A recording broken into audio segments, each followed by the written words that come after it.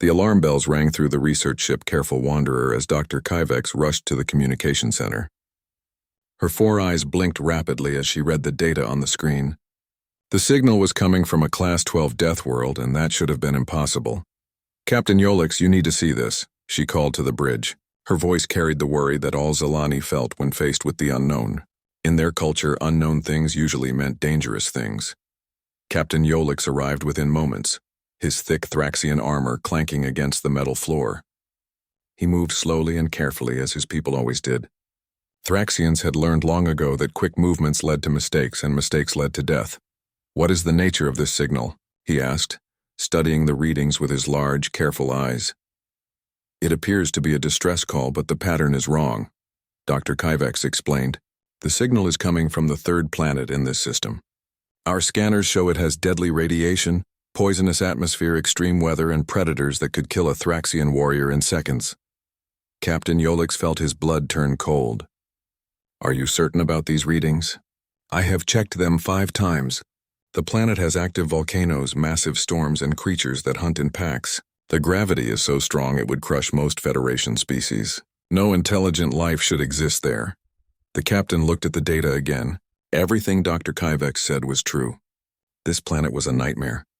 It was the kind of world that the Federation marked as never approach on their star maps. Yet the signal was clearly artificial. Someone was alive down there. "Perhaps it is a crashed ship," suggested Dr. Kyvex. "Survivors waiting for rescue." "For how long?" Captain Yolix asked. "Our long-range scans show signs of civilization. Cities, agriculture. This is not a crash site. This is a home." The bridge fell silent. Every member of the crew had stopped their work to listen. The idea of people living on a death world was beyond their understanding. It was like hearing that someone had built a house inside an active volcano. "What are your orders, Captain?" asked the navigation officer. Captain Yolix thought carefully. Federation law was clear about death worlds. They were to be avoided at all costs. But Federation law was also clear about distress signals. They had to be answered. "Set course for the outer edge of the system," he decided. "We will observe from a safe distance." The Careful Wanderer moved slowly toward the dangerous planet. As they got closer, their scanners picked up more details. The readings got worse with each hour. "Captain," Dr. Kyvex said, her voice shaking, "I am detecting massive electrical storms that would destroy our ship. The magnetic field around this planet is chaos. How can anything survive down there?" "Perhaps they live underground," suggested the science officer. "No," Dr. Kyvex replied, checking her instruments again. "I am reading surface cities. Large ones. And something else that makes no sense." "What is it?" "I am detecting what appears to be recreational areas. Places where these beings gather for pleasure?" Captain Yolix stared at her. "Pleasure? On a death world?" The energy signatures suggest large gatherings, music, celebrations. They appear to be having parties while surrounded by death. The crew exchanged worried looks. This was beyond strange. This was madness. Dr. Kyvex continued her scans. "Captain, I am also detecting small craft moving through the atmosphere. They appear to be flying directly into the electrical storms." "Escape pods?" asked the captain hopefully. "No, sir. The flight patterns suggest they are doing it on purpose. They are flying into the storms and then flying out again, over and over." Captain Yolix sat down heavily in his command chair. His people had a saying, "When the unknown becomes impossible, prepare for your worldview to change." He was beginning to understand what that meant. "Are we certain these are intelligent beings?" he asked. "The cities are too organized to be built by animals," Dr. Kyvex replied. "The communication signals are complex. These are people, Captain. People who live on a planet that should have killed them all long ago." The ship's philosopher, a wise old Zelani named Herax, spoke up from his corner. "Perhaps they are not truly alive. Perhaps they are machines or spirits of the dead." "The bioscanners show organic life," Dr. Kyvex said. "They are alive, breathing, biological creatures. They are just impossible." Captain Yolix made his decision. "Send a standard first contact message. Universal translator, peaceful intentions, offer of assistance. But keep us at maximum safe distance." Dr. Kyvex worked at her station for several minutes. "Message sent, Captain." "Now we wait." The response came faster than anyone expected. A voice spoke through their communication system in a language the universal translator worked to decode. "Unknown vessel. This is Earth Traffic Control. You are entering restricted airspace. Please state your intentions and destination. The bridge crew stared at each other. Traffic control? On a death world? Captain Yolix took the communicator. This is Captain Yolix of the Federation research vessel. Careful Wanderer. We received what appeared to be a distress signal from your planet. We are here to offer assistance. There was a pause, then laughter. Actual laughter coming from a death world. Distress signal? Oh, you must have picked up the emergency broadcast from the storm chasers. They're fine. Just got a little too close to a tornado.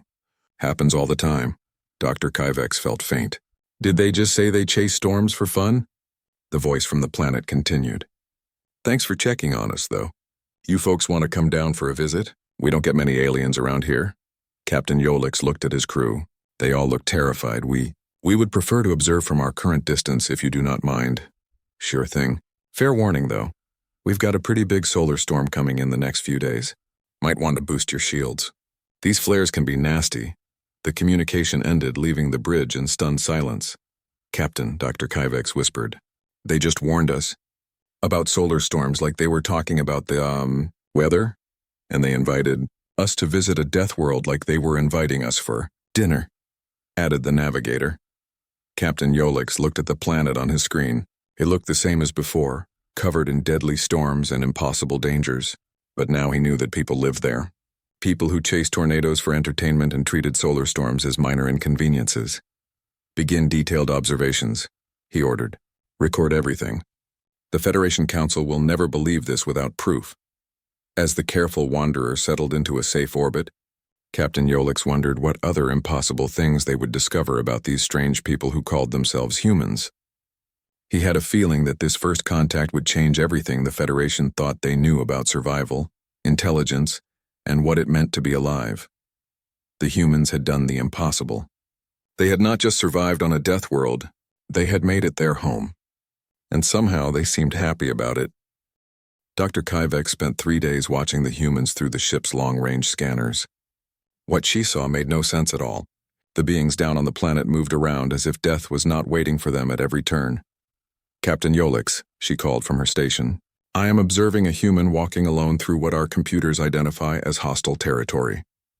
There are predators nearby that could tear apart a Thraxian warrior. Captain Yolix joined her at the scanner display. On the screen, they watched a small human female moving through dense vegetation. Around her, creatures with sharp teeth and claws moved in the shadows. Is she lost? Asked the captain. No, sir. She appears to be. Studying the predators. She is taking pictures of them. They watched in amazement as the human crept closer to a massive creature with claws as long as Thraxian swords. Instead of running, she held up a small device and captured its image. She is hunting them? Captain Yolix asked hopefully.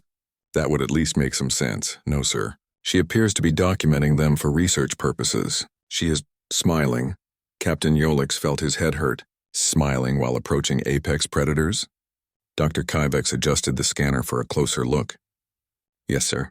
And now she is speaking to them in a soft voice. On the screen, they watched the human make gentle sounds at the deadly creature. The predator looked at her with what appeared to be curiosity rather than hunger. The creature is not attacking, observed the science officer. No, Dr. Kyvex agreed. It appears to be tolerating her presence. Why, how is that possible? I do not know. According to our biological databases, that creature should have killed and eaten her by now. Captain Yolix made a decision.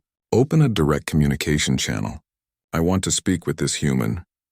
Dr. Kyvex worked at her controls until she had established contact with the small device the human carried. Unknown human, Captain Yolix said carefully. This is Captain Yolix of the ship in orbit around your planet. We are concerned for your safety. The human looked up at the sky and waved. Oh, hi there. I'm Dr. Sarah Chen. Nice to meet you. Dr. Chen. Are you aware that you are surrounded by dangerous predators? Sarah looked around at the creatures watching her from the trees. These guys? Oh, they're just curious. I study their behavior patterns. They're actually quite peaceful unless you threaten their territory or young. Dr. Kyvex checked her scanner readings again. Our computers classify these creatures as extremely dangerous. Well, everything is dangerous if you don't understand it, Sarah replied, taking another picture of the massive predator. These are called bears. This one is a mother with cubs, so I'm keeping my distance and moving slowly. No sudden movements, no direct eye contact. Basic safety stuff. Captain Yolix felt confused. Basic safety while approaching creatures that could kill you? Sure, I mean, walking down the street could kill you if you don't look both ways. Swimming could kill you if you don't know how to swim. Everything has risks. You just learn to manage them. Dr. Kyvex joined the conversation. Dr. Chen, how do you manage the risk of living on a planet that experiences regular natural disasters? Sarah laughed, a sound that the aliens were beginning to recognize as a human response to things they found amusing. Natural disasters? You mean like storms and earthquakes? Yes, our scanners show your planet experiences regular catastrophic events. Oh, those. Well, we have early warning systems for most of them, and building codes, and insurance. Plus, a lot of people actually enjoy storm watching. My brother is a storm chaser. He drives around looking for tornadoes to photograph. The aliens exchanged horrified looks. He pursues deadly weather systems for pleasure? Captain Yolix asked. Yeah, he loves it. Says there's nothing more beautiful than a good tornado. I prefer my nature a bit less energetic, but to each their own. Dr. Kyvex was rapidly taking notes. Dr. Chen, may I ask how your species developed this unusual relationship with danger? Unusual? How do you mean? Most intelligent species avoid dangerous situations. You seem to seek them out. Sarah considered this as she watched the bear family move away through the trees. I guess we've always been curious about things that could hurt us. The more dangerous something is, the more interesting it becomes. How else would we learn about it? You could observe from a safe distance, suggested Captain Yolix. But then you miss all the good stuff, Sarah replied. The small details. The way creatures actually behave when they think no one is watching. You can't understand something if you're too afraid to get close to it. Dr. Kyvex was struggling to understand. But surely you must feel fear when facing these dangers. Of course I feel fear. Fear is useful. It keeps you alert and focused. It makes you think faster and react quicker. Fear is a tool, not an enemy. This statement caused complete silence on the alien bridge. Among Federation species, fear was something to be eliminated or avoided. The idea of using fear as a tool was revolutionary. Dr. Chen, Captain Yolix said slowly, would it be possible for us to observe your people more closely? We are very interested in learning about your culture. Absolutely. You should come down for the summer games next week. We're having our annual extreme sports festival. Rock climbing, base jumping, whitewater rafting, that sort of thing. It should be a lot of fun. Dr. Kyvex checked her translation software to make sure she had understood correctly. Did you say people jump off cliffs for entertainment? With parachutes, Sarah clarified helpfully. Usually. Well, sometimes people wingsuit or use hang gliders. Depends on what kind of thrill they're looking for. Captain Yolix sat down heavily. People choose different types of potentially fatal activities based on their personal preferences for excitement. Pretty much. Some people like the quick thrill of bungee jumping. Others prefer the endurance challenge of mountain climbing. There's something for everyone. Dr. Kyvex was writing as fast as she could. Dr. Chen, do all humans participate in these dangerous activities? Not everyone, but most people try something adventurous at least once. Kids start with playground equipment and sports. Teenagers often get into more extreme stuff. Adults tend to find their favorite type of risk and stick with it. Children? Dr. Kyvex squeaked. Children engage in dangerous activities? Sure. How else would they learn their limits? We start them off with small risks and let them work their way up. Builds confidence and teaches problem-solving skills. The alien crew was stunned into silence. The idea of deliberately exposing young ones to danger was completely foreign to them. Dr. Chen, Captain Yolix said carefully, we would very much like to continue this conversation. Would it be possible to establish regular communication? Of course. I'll give you the contact information for our xenobiology department. They'll be thrilled to meet you. We've been wondering if there was anyone else out there. As the communication ended, Captain Yolix looked around at his shocked crew. They had discovered a species that not only survived impossible conditions, but seemed to enjoy them. These humans were going to challenge everything the Federation thought they knew about intelligent life. Dr. Kyvex looked up from her notes. Captain, I believe we are going to need a much longer research mission. Captain Yolix nodded grimly. Contact Federation Command. Tell them we have discovered something that will change our understanding of survival itself, and request additional xenopsychologists. We are going to need them. Captain Yolix had never seen anything like the human festival before. From their safe position in orbit, the crew of the Careful Wanderer watched thousands of humans gather in what appeared to be a celebration of danger itself. Dr. Kyvex, are you recording all of this? He asked, unable to look away from the scanner displays. Every moment, Captain, though I am not sure the Federation Council will believe what we are seeing. On the screen below, humans were throwing themselves off tall cliffs with nothing but thin fabric strapped to their backs. Others climbed vertical rock faces with no safety equipment except ropes that looked far too thin to hold their weight. Dr. Sarah Chen had invited them to observe the Summer Games, and now the aliens understood why she had been so excited about it. To humans, this was entertainment. Captain, called the communications officer. Dr. Chen is requesting to speak with us. Sarah's cheerful voice filled the bridge. Hey there, alien friends. How are you enjoying the show? Captain Yolix struggled to find words. Dr. Chen, we are observing humans deliberately jumping from dangerous heights. Are they trying to harm themselves? Sarah's laughter carried through the speakers. Oh, you're watching the base jumping competition? No, they're not trying to get hurt. They're trying to land safely while getting the biggest thrill possible. It's all about skill and preparation. Dr. Kyvex leaned toward the communicator. But surely some of them must be injured in these activities. Well, accidents happen, Sarah admitted. That's why we have medical teams standing by. But most of these people have been training for years. They know what they're doing. Training to jump off cliffs? Captain Yolix asked. Training to jump off cliffs safely, Sarah corrected. There's a big difference. Would you like me to explain what you're seeing? The aliens agreed, and Sarah began describing the various events. She explained how the base jumpers checked their equipment multiple times before jumping, how the rock climbers used safety ropes and backup systems, how every dangerous activity had rules and safety measures built into it. You see, Sarah said, we don't just throw ourselves into danger randomly. We study it, prepare for it, and then push our limits in controlled ways. Controlled danger? Dr. Kyvex asked. Is that not a contradiction? Not at all. Think of it like scientific research. You want to learn about something dangerous, so you create controlled conditions to study it safely. We do the same thing with physical challenges. On the screen, they watched a human climb a rock face that was nearly vertical. The climber moved slowly and carefully, testing each handhold before trusting their weight to it. That human is moving up a cliff that would be impossible for most Federation species to navigate. Observed the science officer. Humans are natural. Climbers, Sarah explained. Our ancestors lived in trees. Climbing is in our nature. We just took it to the next level. By making it more dangerous? Captain Yolix asked. By making it more challenging. There's a difference between danger and challenge. Danger is random and uncontrolled. Challenge is planned and purposeful. Dr. Kyvex was taking detailed notes. So you seek out difficult situations in order to overcome them? Exactly.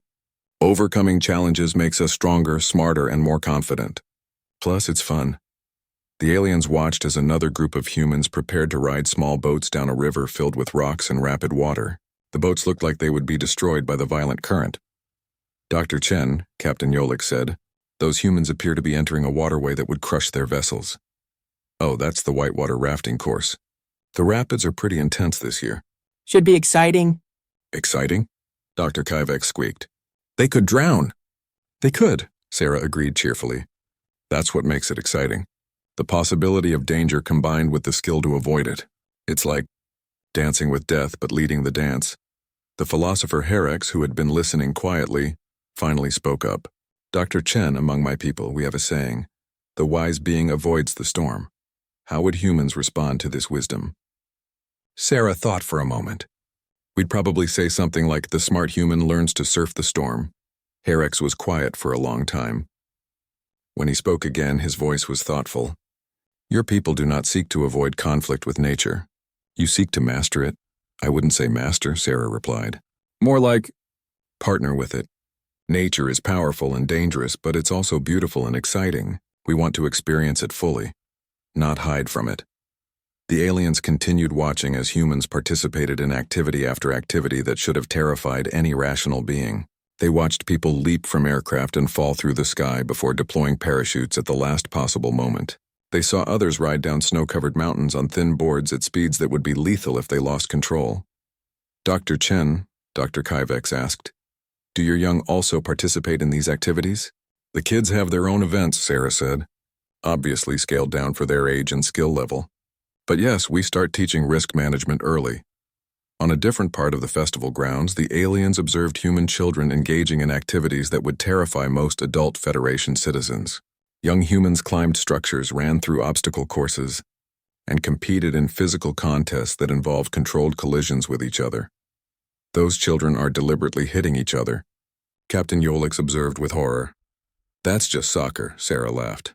Wait until you see rugby. Dr. Kyvex checked her scanners.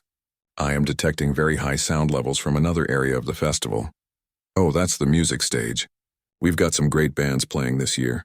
The volume is pretty intense. Are the sound levels not damaging to human hearing? Asked the science officer. That's why we have ear protection available, Sarah replied. Though some people prefer to experience the full volume. They say you don't just hear the music, you feel it in your whole body. The aliens were beginning to understand a pattern. Humans didn't just accept danger. They found ways to experience it safely. They didn't avoid challenges, they created bigger ones. They didn't fear the unknown, they explored it. Dr. Chen, Captain Yolix said slowly. May I ask you a personal question? Sure thing. When you face these dangerous situations, what do you feel? Sarah was quiet for a moment, considering her answer. Alive, she said finally. Really, truly alive. When you're facing a real challenge, when there's genuine risk involved, everything else falls away. You become completely focused on the present moment. Your senses sharpen, your mind clears, and you feel more capable than you ever thought possible. Fear does not paralyze you? Dr. Kyvex asked. Fear energizes us, Sarah replied. It's like rocket fuel for the human spirit. As the day continued and the festival grew more intense, the aliens began to realize they were witnessing something unprecedented in galactic history. Here was a species that had turned survival into an art form, transformed danger into entertainment, and converted fear into fuel for achievement. Captain Yolix looked around at his crew. They all wore expressions of amazement mixed with terror. Dr. Chen, he said, your species continues to surprise us. We are learning things that will change how the Federation understands intelligent life. That's great, Sarah replied enthusiastically. Learning new things is what life is all about. Speaking of which, tomorrow we're having the extreme weather watching party. There's a massive thunderstorm system moving in, and people are gathering to watch the lightning show. You should join us. The communication ended, leaving the bridge in stunned silence. Dr. Kyvex looked up from her notes. Captain, they want to watch deadly weather for entertainment. Captain Yolix nodded slowly. And somehow that no longer surprises me. The humans had shown them something impossible, a way of living that embraced danger instead of avoiding it. And against all logic and reason, it seemed to work. Not only did humans survive their dangerous lifestyle, they thrived because of it. The aliens were beginning to suspect that everything they thought they knew about survival was wrong. The alarm that woke Captain Yolix was not the gentle chime used for routine alerts. This was the harsh, urgent sound that meant immediate danger to the ship and crew. He rushed to the bridge to find his officers gathered around the sensor displays, their faces showing the kind of fear that only came with genuine mortal peril. Report, he ordered, though the readings on the screens already told him most of what he needed to know. Massive solar flare incoming, Dr. Kyvex announced, her voice tight with controlled panic. Class X-15 intensity, impact in approximately 4 hours. Captain Yolix felt his heart stop. A Class X-15 solar flare was the kind of cosmic event that could strip away planetary atmospheres and cook entire solar systems. Their ship's shields were designed to handle normal space radiation, not this level of stellar fury. Time to minimum safe distance? He asked. 18 hours at maximum speed, replied the navigator. And the flare arrives in 4 hours. Captain Yolix said grimly. Options? The science officer checked his calculations again. We could attempt to hide behind the planet using it as a shield, but the radiation will scatter around the planetary body. We would receive approximately 60% of the direct dose. Survival probability? 15%, Captain. Dr. Kyvex was already working at her station. Captain, I am detecting emergency broadcasts from the planet's surface. The humans are aware of the solar flare. Are they evacuating? Captain Yolix asked hopefully. Perhaps the humans had hidden underground bunkers or escape ships they had not detected. No, sir. They appear to be. Taking protective measures, Captain Yolik stared at her. Protective measures? Against a Class X-15 solar flare? Yes, sir. They are implementing something they call Solar Storm Protocol. They seem to believe they can weather the storm on the surface. The communications officer looked up from his station. Captain, we are receiving a transmission from Dr. Chen. Sarah's voice filled the bridge, but this time it carried a tone of urgent professionalism instead of her usual casual friendliness. Alien vessel, this is Earth Emergency Coordination Center. We're tracking the incoming solar event and we show you're still in the danger zone. Do you need assistance? Captain Yolix could barely believe what he was hearing. Dr. Chen, we should be asking if you need assistance. This solar flare will devastate your planet. Actually, it's not that unusual for us, Sarah replied, and the aliens could hear the sound of rapid activity in the background. We get hit by solar storms regularly. This one is pretty big, but we've handled worse. The real problem is your position. You need to get to shelter fast. Our ship cannot reach minimum safe distance in time, Captain Yolix admitted. Then you need to get down here. Our planetary magnetic field and atmosphere will absorb most of the radiation. Plus, we've got some ideas that might help. Dr. Kyvex looked horrified. Captain, they are suggesting we take shelter on a death world during a solar apocalypse. The alternative is certain destruction in open space, Captain Yolix replied. Dr. Chen, what do you propose? We're going to boost your ship's shielding using our power grid. It's never been tried with alien technology before, but our engineers are pretty good at improvising. Plus, we've got some experimental atmospheric processors that might help deflect the worst of the radiation. The science officer ran quick calculations. Captain, if their technology works as described, it could increase our survival chances to 60%. 60% versus 15%, Captain Yolix mused. Dr. Chen, what would this rescue attempt cost your people? Well, we'll have to shut down power to several cities to reroute energy to your shield boost. And the atmospheric processors are pretty new, so there's about a 40% chance they'll overload and explode. But we've got backup systems. Captain Yolix was amazed. The humans were willing to risk their own infrastructure and lives to help strangers. And they spoke about a 40% chance of catastrophic failure, as if it were an acceptable risk. Dr. Chen, those odds would be considered unacceptable by Federation standards. Really? 40% isn't that bad. I've seen people attempt mountain climbs with worse odds. Besides, the alternative is letting you die, and that's not acceptable by human standards. Dr. Kyvex leaned toward the communicator. Dr. Chen, why are you willing to take such risks for beings you barely know?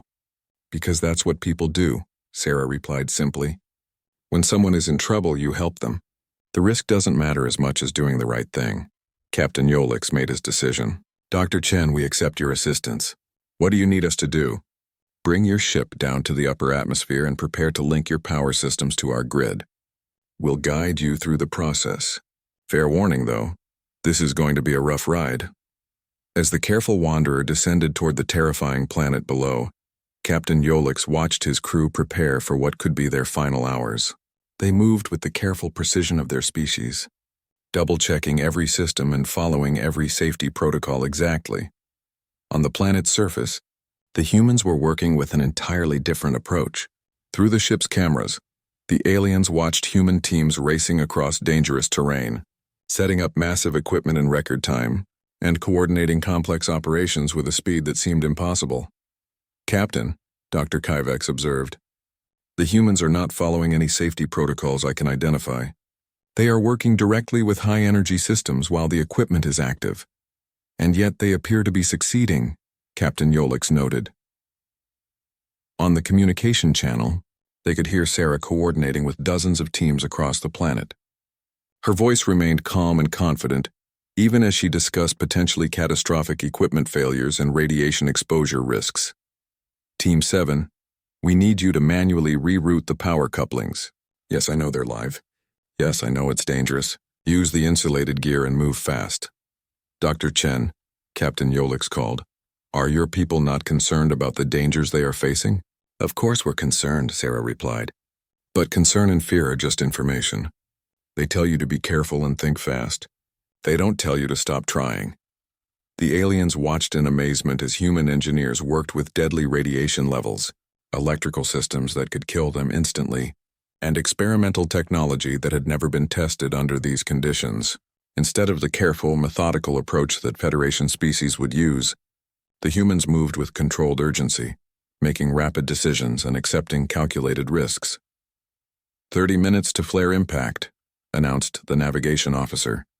Human teams. This is Dr. Chen, status report. Voices crackled over the communication system from teams around the planet.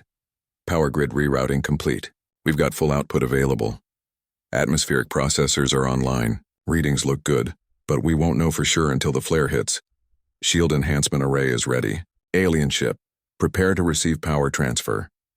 Captain Yolix felt the ship's system surge as massive amounts of energy flowed from the planet below. The humans had somehow linked their entire planetary power grid to boost the alien ship's defenses. 10 minutes to impact, called the science officer. All teams take cover, Sarah ordered.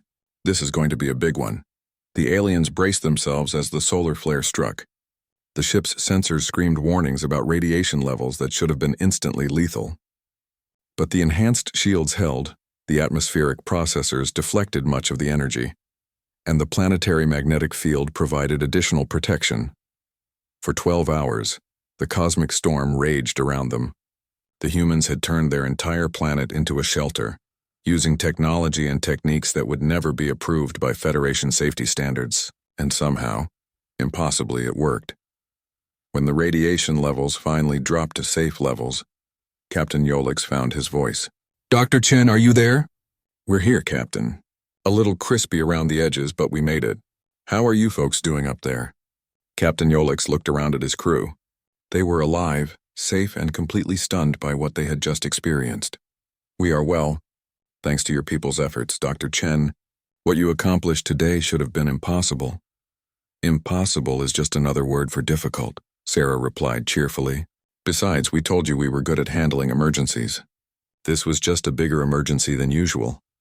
As the careful wanderer restored its normal systems and prepared to return to a safer orbit, Captain Yolix realized that everything had changed. They had witnessed humans face genuine catastrophe with the same spirit they brought to their recreational activities. When real danger struck, humans didn't panic or freeze. They got creative, took calculated risks, and refused to accept failure as an option. Dr. Kyvex looked up from her sensors. Captain, preliminary readings show that the humans saved not only our ship but potentially their entire planet. Their improvised defense grid worked better than it should have. Captain Yolix nodded slowly. The humans had just demonstrated something that would revolutionize Federation, thinking about crisis management, risk assessment, and what was possible when intelligent beings refused to be limited by fear. They had turned a disaster into a victory through courage, creativity, and the willingness to risk everything to save others, and they had made it look easy. 3 weeks after the solar flare crisis, Captain Yolix sat in his ready room preparing the most important report of his career. Through the viewport, he could see Earth spinning peacefully below, its surface showing no signs of the cosmic disaster that had recently threatened to destroy all life on the planet. Dr. Kyvex entered with a datapad containing their final research findings. Her expression showed the kind of wonder that came from having one's entire worldview transformed. The analysis is complete, Captain, she said, settling into the chair across from his desk. Everything we thought we knew about intelligent survival strategies was wrong. Captain Yolix looked up from his writing. Explain. We have been operating under the assumption that intelligence leads to risk avoidance, that the smarter a species becomes, the more carefully they protect themselves from danger. Dr. Kyvex gestured toward the planet below. The humans have proven that the opposite can be true. How so? Their approach to risk is not avoidance but mastery. They do not hide from danger, they learn to dance with it. Every challenge they face makes them stronger, smarter, and more capable of handling the next challenge. Captain Yolix nodded thoughtfully. The solar flare crisis demonstrated this perfectly. While we calculated probabilities and sought absolute safety, they calculated possibilities and achieved the impossible. Dr. Kyvex consulted her notes. I have identified several key differences between human psychology and standard Federation thinking. First, humans view fear as a tool rather than an obstacle. Where we seek to eliminate fear, they use it to enhance performance. And their approach to failure, they treat failure as education. Every mistake teaches them something new. They actually seek out situations where failure is possible, because that is where the most learning occurs. Captain Yolix thought about the humans he had observed during the crisis. They had worked with equipment that had never been tested, attempted procedures that had never been tried, and coordinated efforts across an entire planet with minimal planning. By Federation standards, it should have been chaos. Instead, it had been the most effective emergency response he had ever witnessed. What about their decision-making process? He asked. Fundamentally different from ours, Dr. Kyvex replied. We analyze all possible outcomes and choose the safest option. Humans analyze all possible outcomes and choose the option most likely to succeed, regardless of the risks involved. And when the option most likely to succeed is also extremely dangerous, they find ways to manage the danger while pursuing success. They do not allow risk to prevent them from attempting great things. Captain Yolix stood and walked to the viewport. Below he could see the lights of human cities, bright points of civilization on a world that should have been uninhabitable. Dr. Kyvex, in your professional opinion, how should the Federation respond to this discovery? Dr. Kyvex was quiet for a long moment. Captain, I believe we are facing a choice that will define the future of our civilization. We can continue our traditional approach of risk avoidance and careful progress, or we can learn from the humans and discover what becomes possible when intelligence is combined with courage. A chime from the communication system interrupted their conversation. Captain, came the voice of the communications officer. We are receiving a priority message from Earth. Put it through, Captain Yolix replied. Dr. Sarah Chen's familiar voice filled the room. Captain Yolix, Dr. Kyvex, I hope you're both well. I'm calling with some exciting news. What news is that, Dr. Chen? Captain Yolix asked. We've been analyzing the data from our joint crisis response, and our engineers think they've figured out how to significantly improve spacecraft shielding using the techniques we developed during the solar flare. We'd like to share this technology with your Federation. Dr. Kyvex and Captain Yolix exchanged amazed looks. The humans wanted to share technology that could revolutionize space travel safety, asking for nothing in return. Dr. Chen, Captain Yolix said carefully, this technology could be extremely valuable. What do you want in exchange? Nothing, Sarah replied cheerfully.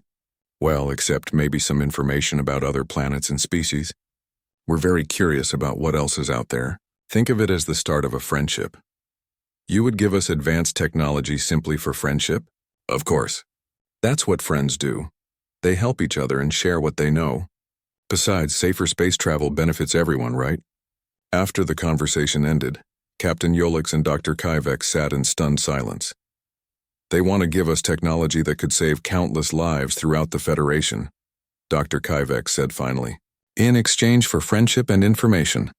No species in Federation history has ever made such an offer, Captain Yolix replied. The economic value alone. I do not think humans measure value the same way we do, Dr. Kyvex observed. They seem to measure it by the positive impact they can have on others. Captain Yolix made his decision. Dr. Kyvex, I want you to prepare a formal recommendation for Federation Council.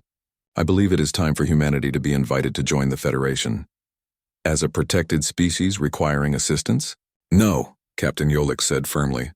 As a senior member species with expertise in crisis management and emergency response, the Federation needs what humans can teach us.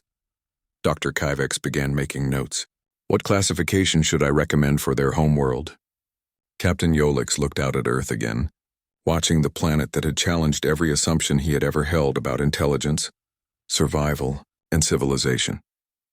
Change the classification from Class 12 Death World to Class 1 Training World. If we are going to learn from the humans, we need to understand that what we called deadly, they call educational. Over the following days, Captain Yolix watched as human representatives prepared for formal first contact with the Federation Council. They approached this momentous occasion with the same spirit they brought to everything else: enthusiasm, curiosity, and a complete lack of fear about the unknown. Dr. Chen had volunteered to serve as Earth's first ambassador to the Federation. When Captain Yolix asked her if she was nervous about representing her entire species to an alliance of advanced alien civilizations, she had laughed. It's just another adventure, she had said. Besides, what's the worst that could happen? We make some mistakes, learn from them, and do better next time. That's how humans have always done things. As the careful wanderer prepared to escort the human delegation to Federation space, Captain Yolix reflected on how much had changed since they first detected that impossible distress signal. They had discovered a species that thrived on challenges, turned disasters into opportunities, and measured success not by safety achieved, but by problems solved. The Federation was about to meet humanity, and Captain Yolix suspected that the galaxy would never be the same. The humans would bring their unique perspective on risk, danger, and the unlimited potential that became available when intelligence refused to be constrained by fear. Dr. Kyvex joined him on the bridge as they prepared for departure. "Captain, do you think the Federation Council will accept our recommendations?" Captain Yolix smiled, an expression he had learned from watching humans. "Dr. Kyvex, 3 weeks ago I would have said the probability was low. But I have learned something important from our human friends." "What is that, Captain?" "Sometimes the most unlikely possibilities become reality when someone is brave enough to try." As their ship departed Earth's orbit, carrying representatives of a species that had accomplished the impossible, Captain Yolix felt something he had never experienced before. Instead of carefully calculated concern about the future, he felt excited anticipation about the adventures that lay ahead. The humans had taught him that the unknown was not something to fear, but something to explore, and he was eager to see what wonders became possible when the Federation learned to embrace the human way of turning challenges into opportunities. Behind them, Earth continued spinning in space, a planet full of beings who had mastered the art of living dangerously and thriving in the face of impossible odds. They had shared their world with strangers, saved lives at great risk to themselves, and offered their knowledge freely in the name of friendship. In the end, Captain Yolix realized the humans had not just survived their death world, they had transformed it into a cradle of courage that would help reshape the galaxy's understanding of what it meant to be truly alive.